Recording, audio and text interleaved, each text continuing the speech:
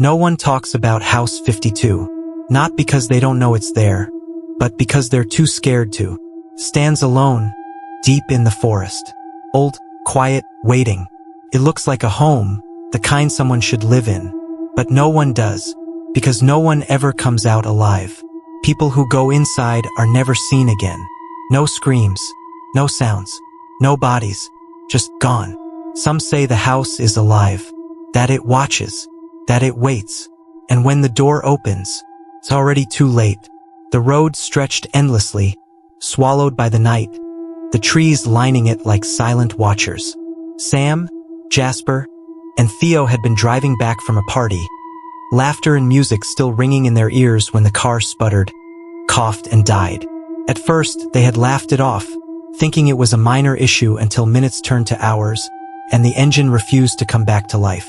The silence around them deepened, thick like a suffocating blanket, the wind whispering through the trees like hushed voices conspiring in the dark.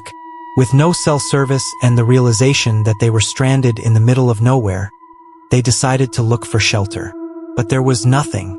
No houses, no motels, just an endless stretch of road and the suffocating forest beyond. Then they saw it, House 52. A beautiful, towering house standing alone in the thick forest, its windows dark and empty like soulless eyes watching them approach. It looked untouched by time, its white walls pristine, the lawn perfectly manicured as if someone had just left it. But no lights were on, and no signs of life stirred within. Jasper hesitated, his gut twisting into knots. "Guys, I don't think this is a good idea," he muttered, eyeing the house warily. "Why is there only one house out here? This isn't normal." Sam scoffed. "Come on, man. You scared of a fancy house?" Theo chuckled. "We're 3 grown men. What's the worst that can happen?" Jasper still felt uneasy, but against his better judgment, he followed them up the porch steps. The house loomed over them, silent and waiting. They knocked. Once, twice, countless times. No answer. Then, just as they were about to turn away, the door creaked open. The 3 men exchanged glances. "Must have been the wind," Sam said, stepping inside first. The air inside was wrong. It smelled of something faintly metallic, mixed with a damp, decayed odor, like something rotting deep within the walls. The furniture was spotless, the air still, and yet, it felt occupied. "Hello," Theo called out, his voice swallowed by the emptiness. No answer, but the house didn't feel abandoned.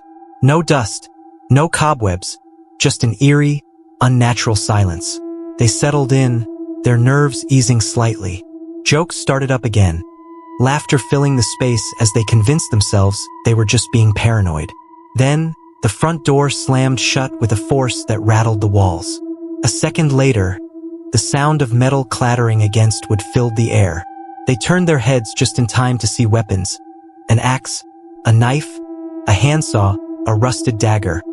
Falling from the ceiling, hitting the floor with a sickening thud. Jasper's breath hitched. "What the hell?" Theo ran to the door, yanking at it, but it wouldn't budge. Sam tried the windows. Locked. Something was wrong. Terribly, horribly wrong. "Relax," Sam muttered, forcing a grin. "Whoever lived here must have had them hanging on the walls or something. Maybe we just knocked them loose." But the others weren't convinced. Still, they had no choice but to stay. The night was thick, the road empty. So they settled in, determined to wait until morning. Hours passed. At 3:12 a.m., Jasper woke up. He felt something was watching him. His eyes adjusted to the darkness, heart pounding against his ribs. A figure stood at the foot of his bed. Tall, motionless, staring. Jasper's throat closed up. His limbs refused to move. The figure didn't breathe, didn't twitch. It just stood there, head slightly tilted, its face lost in the shadows. Then it took a step forward. Jasper's scream tore through the silence. He shot up, scrambling to wake the others. But when Sam and Theo jumped awake and turned on the lights, the figure was gone. The room was empty. "Jasper, what the hell?"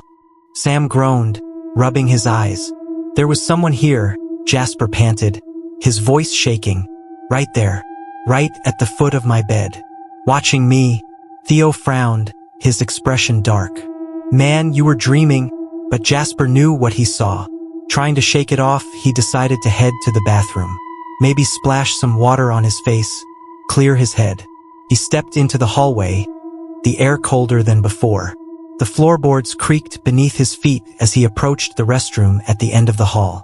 The door was slightly open. He pushed it wider, stepping inside. The dim glow from the hallway cast a sliver of light onto the mirror. And that's when he saw it. His reflection was wrong. Stood there, looking at him, but it didn't blink, didn't breathe, didn't move. Jasper's own face stared back at him, frozen, while he himself was shaking. Then it smiled.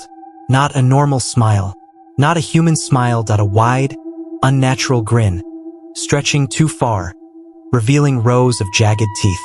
Then the reflection stepped forward. But Jasper hadn't moved, his scream never left his throat. Because a second later, the lights went out. Jasper's breath hitched as the darkness swallowed him whole. The air turned thick, suffocating, pressing against his skin like unseen hands. The silence wasn't empty, it was waiting. Then there was a whisper, right by his ear. Low, guttural, words twisted and broken, spoken in a tongue that didn't belong in this world. Jasper's knees nearly buckled. He fumbled for the doorknob, his fingers slick with sweat. He twisted the lock. His own reflection was still there in the dark mirror. Except, it wasn't him anymore. It moved. Not like a reflection. Not like something copying his actions. It stepped forward. Then another step. And another. Until it was no longer inside the mirror. Jasper tried to scream, but something wrapped around his throat. And ice-cold fingers, unseen, curling into his skin. His body lifted off the ground, dragged backwards as though an invisible force had seized him. Then a deafening bang sounded. The bathroom door flew open. Sam and Theo stood there, eyes wide with terror. Jasper hit the floor hard, gasping, choking on air. What the hell happened? Theo shouted, grabbing Jasper by the shoulders. Jasper couldn't speak. His throat burned. Something had been there with him. Something that was still watching. Sam flicked on the light, but the bulbs shattered instantly. Then came the footsteps. Slow, heavy, descending the stairs. But they had all been upstairs. Jasper, Theo, and Sam froze. Their eyes locked onto the dark hallway outside the bathroom. The footsteps grew louder. Jasper whispered, voice barely audible. We're not alone. A shadow moved at the end of the hall. A shape too tall, too thin, with twisted limbs that didn't bend the right way. The air turned foul, like meat left to rot in the sun. Then came a scream, but it wasn't any of them. Came from downstairs. A woman's voice, shrill, tortured. The walls shook. The house breathed. Theo grabbed Jasper. We need to get the hell out of here now. Sam ran to the window trying to open it, but it wouldn't open. He grabbed a chair, swinging it at the glass with all his strength, but it didn't break. Instead, the walls began to bleed. Thick, black sludge oozed from the ceiling, dripping down like tar. Faces formed in the liquid. Twisted, agonized expressions of people who had been there before. Jasper staggered back. Oh my God! Then, from the darkness, the whisper returned. But this time, it wasn't alone. A chorus of voices, some sobbing, some laughing in twisted, unnatural tones, filled the air. Then, a single red eye, swollen, unblinking, stared at them. Then, hands, too many hands began crawling out. Not human hands. They were wrong. Too long. Too sharp. Too hungry. Jasper, Theo, and Sam ran for the stairs. Their feet slipping on the black sludge pooling across the floor, but the stairs stretched longer. The top of the staircase pulled away as though the house itself was expanding, trapping them in an endless climb. Jasper looked back. The hands were getting closer. The whispering became laughter. A shadow rose from the floor. It had no face, no eyes, just a mouth that grinned too wide. It opened, revealing a bottomless void of writhing limbs and twisting bodies, screaming in silent agony. Sam lost his footing. His body hit the steps, And before Theo or Jasper could grab him, the hands seized his ankles. They yanked him down. Sam! Jasper lunged forward, grabbing Sam's wrist. Sam's eyes were wild, his nails digging into Jasper's skin. "Don't let go!" he shrieked. The thing laughed. More hands shot up, grabbing Sam's legs, his arms, his face, pulling him deeper into the black abyss. His screams were cut off instantly. Then he was gone. The hands retreated. The floor sealed shut. No blood, no trace, just silence. Theo and Jasper stood frozen, their breaths coming in sharp gasps. Then the whisper came back. "You're next." A cold hand landed on Jasper's shoulder, and the lights went out. Jasper felt the cold grip tighten around his shoulder, its fingers like jagged ice burrowing into his flesh. His breath hitched, body frozen, heart hammering like a death drum in his chest. Then a voice spoke right into Jasper's ear. "You don't belong here, but you'll stay forever." Jasper screamed and swung his arm wildly, but his hand met nothing but empty air. The grip was gone. Theo gasped beside him. Do you hear that?" His voice was shaking, barely above a whisper. Jasper listened. A heartbeat, but not his, came from inside the walls. The house was breathing. Jasper grabbed Theo's arm and turned towards the stairs, but they weren't there anymore. The house had changed. The walls had stretched, shifting like rotting flesh, the doorways bending, twisting into unnatural angles. And then the smell hit them. Rot, decay, something long dead. The floor was wet. Jasper looked down. His stomach turned violently. They were standing in a pool of blood. It soaked their shoes, thick and warm, rippling like something was moving beneath it, like something was alive inside it. Theo gagged. "Oh God! Oh God! We have to get out of here." Jasper grabbed his arm. "The windows! Come on!" They ran toward the nearest window, their feet splashing through the dark ooze of blood and filth. Jasper didn't think, he just threw himself at the glass. But the second he touched it, a hand burst through from the other side. Not human. Something gray, rotten, twisted. It latched on Jasper's face. Jasper screamed as black nails dug into his skin, tearing at his flesh. Theo yanked him back, both of them crashing onto the floor. The hand remained, still reaching through the glass, its fingers twitching, nails scraping against the floor, trying to pull itself through. Then the window shattered outward. Something came through. Bodies, arms, legs, mouths. Too many mouths. It crawled through the shards of glass, dragging itself toward them in a mass of writhing limbs and gaping, tooth-filled holes where faces should be. Jasper scrambled backward. It was whispering, not in one voice, in hundreds. "Help us? Kill us? Stay with us. Don't leave, don't leave." Theo grabbed Jasper's wrist, his voice breaking. "Run." They ran. The hallway stretched longer. The doors on either side vanished. The walls melted into black tar, pulsing, screaming with faces pushing through like trapped souls. They were inside the house now. It had swallowed them. A door appeared at the end of the hallway, the only way out. Theo reached it first, grabbing the handle. Twisted. It opened.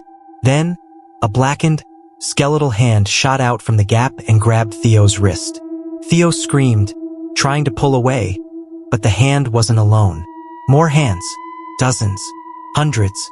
They poured out of the darkness beyond the door, clawing, ripping, grabbing. Jasper grabbed Theo's other arm, pulling with everything he had. "Theo, hold on." Theo was sobbing, his legs being pulled into the darkness.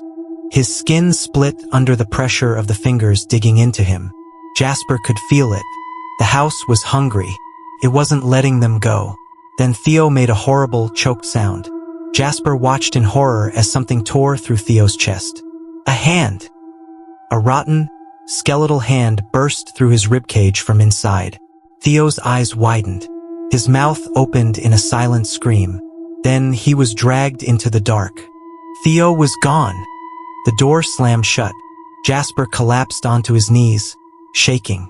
Then, from behind him, a voice, "You're the last one now." Jasper turned. He couldn't see clearly. but he could hear a slow, wet dragging sound, something moving toward him. Then, there was a deep and heavy breathing behind him. He turned too slowly. Theo stood there, but it wasn't Theo anymore. His skin peeled in places, black veins crawling up his neck. His eyes were milky white, leaking dark sludge. His lips stretched into an unnatural grin, ear to ear, too wide for a human face. Then he spoke, but not in Theo's voice. "You let me die, Jasper." Jasper stumbled backward, shaking his head. No, I tried." Theo lunged. Jasper barely dodged as Theo's arms stretched unnaturally long, fingers twisting into claws, swiping at his face. The walls groaned as they began to close in, the ceiling dripping black tar that hissed when it touched his skin. Jasper ran, the hallway twisted beneath his feet, stretching, warping, trapping him inside an endless maze. He heard whispers. "Stay. Die. Join us." A door appeared ahead. Jasper grabbed the handle and yanked it open. He was back in the living room, but now he wasn't alone. He wasn't alone. The entire room was filled with bodies, hanging from the ceiling. Dozens, hundreds, swinging slowly, their heads tilted, their faces rotted away. Then, one by one, their heads snapped toward him. All at once, they screamed. Jasper clamped his hands over his ears, but the sound burrowed into his skull.